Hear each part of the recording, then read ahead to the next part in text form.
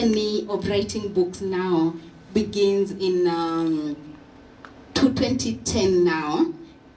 So I'm going to read for you something. Like, I have actually documented my life in this book. So let me read for you something about my life, how this whole writing began. And that's why you need to get a copy of this book, then you'll be able to know who I am. You know, when we write books for legacy. We never die when we write. Our books are going to be read by generations and generations. So, and we, like, when we were seated in that table, we all agreed, we all have a story to tell, and we need to write our books. So I'm going to read for you page 25, page 26. Let me begin from page 26. Our love was raw and undefiled. From the onset, I remember my boyfriend, who is now my husband, telling me that he would protect me from himself and then from others later. That was my confirmation that he was the right person to marry. So I go on to narrate about my dating journey, how I dated, and how the love was raw and undefiled. And now this love that was raw and undefiled took 4 years.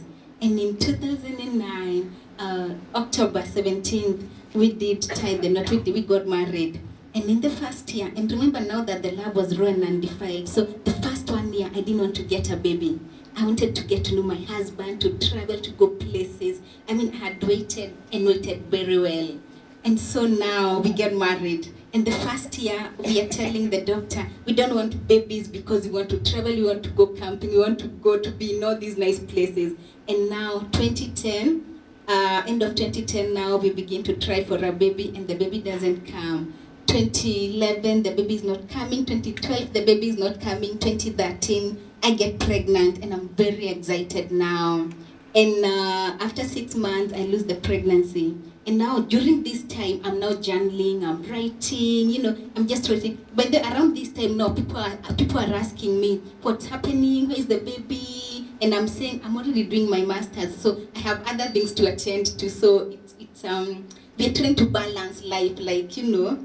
But a real sense is we were really trying for the baby. So 2013, I lose that pregnancy, and at that point, I'm journaling a lot, and that I call it bleeding on paper.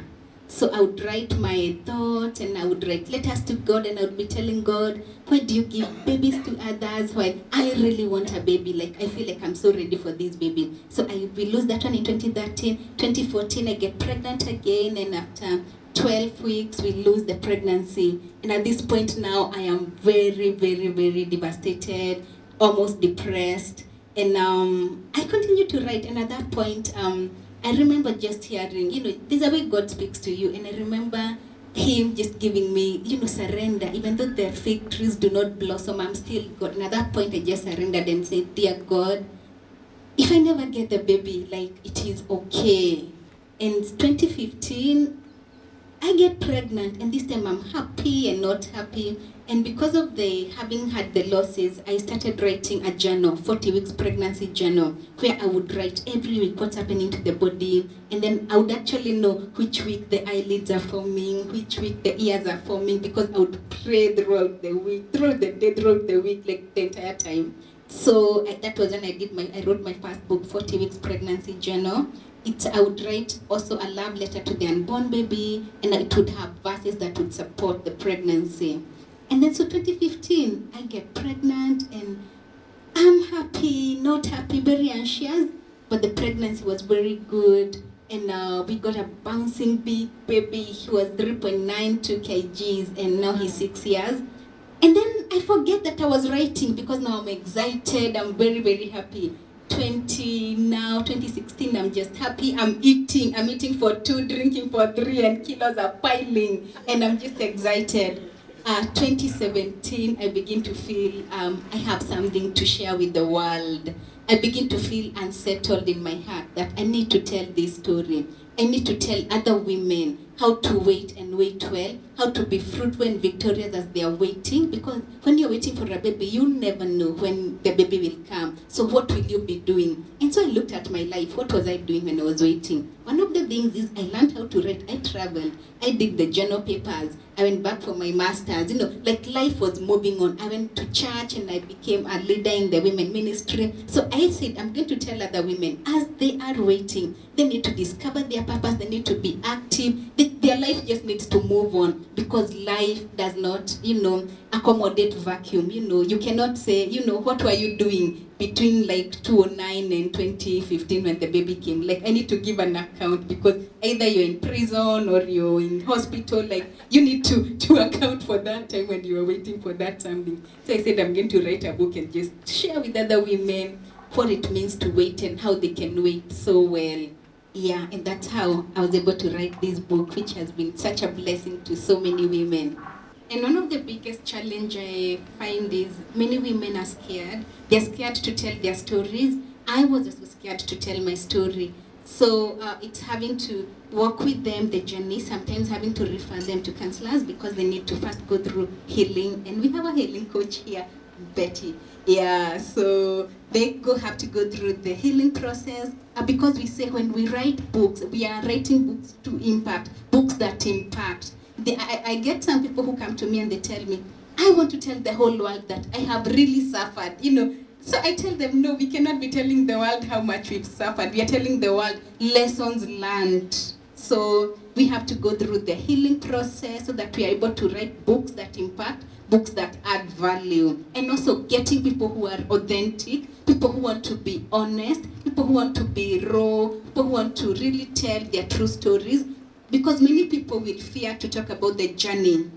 And they want to just tell us how they have made it, but we like to know the journey, because the journey is what will help us be able to know, what were your challenges and how did you overcome them. So getting real authentic people is a big challenge, but every day now we are learning. Even as we go through the counseling, it gets better.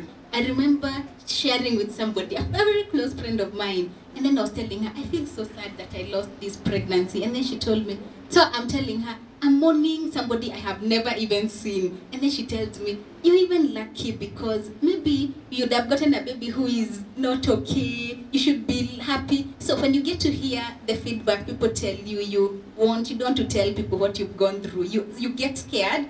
And then now what I decided is to just see a counselor. Because a counselor is someone who is trained. And when you talk to them, first, they don't even know you. Then two, they're advising you from a professional way. So it's better.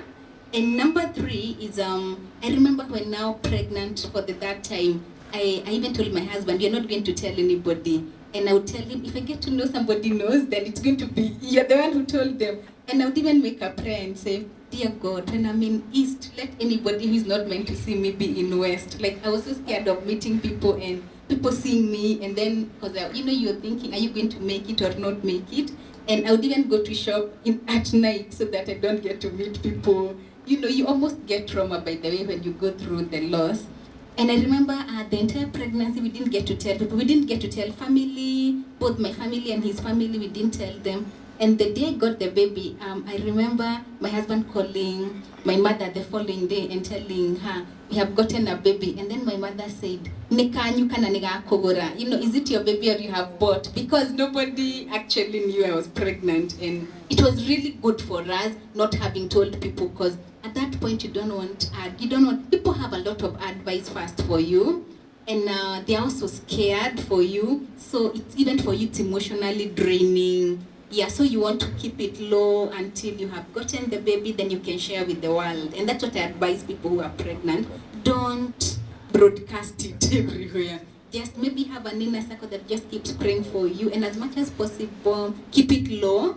Yeah, then you can share the joy when the baby has come, from my own experience. Because if you lose it and then you're having to explain to people, it's more traumatizing. Yeah, because people didn't tell you, did you do this? What didn't you do? They're giving you too much advice that sometimes is unnecessary, and you're also going through a lot of pain at that point.